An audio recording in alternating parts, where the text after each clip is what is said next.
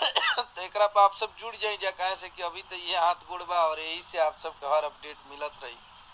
तो वो पेज के बंद कर दिहल गई, कोनो अपन निजी द्वेष के चलते केहू बंद कर दिलस। तो कोनो बात नहीं के, आप लोग बानी जा तो हमनी के बानी जा। और वो गाना बहुत आप सब रील पे 2 लाख से ऊपर ओकरा पर रील बन गई बा कि सहीना लइकिन के डिमांड होला और बिहार वाला लइका ब्रांड होला। और आप सब ऐसे ही आशीर्वाद प्यार दीजिए।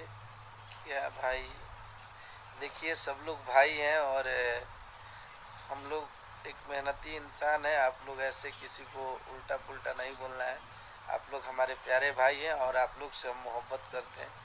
थोड़ी बहुत सबसे इंसान से गलतियाँ और सही गलती होते रहता है। तो ये इंडस्ट्री में सब लोग भाई भाई बन के हम लोग रहें। खेसारी भैया के साथ बोलबम बहुत जल्द आई और बहुत तगड़ा बोलबम बा, VIP बोलबम बा। जिसे आप सब 2 रुपया भतीजवा के मौसी जिंदाबाद सुनले रही जा, वो फील्ड में बाटे और बहुत हंसब जा, खूब डांस करब जा आप सब।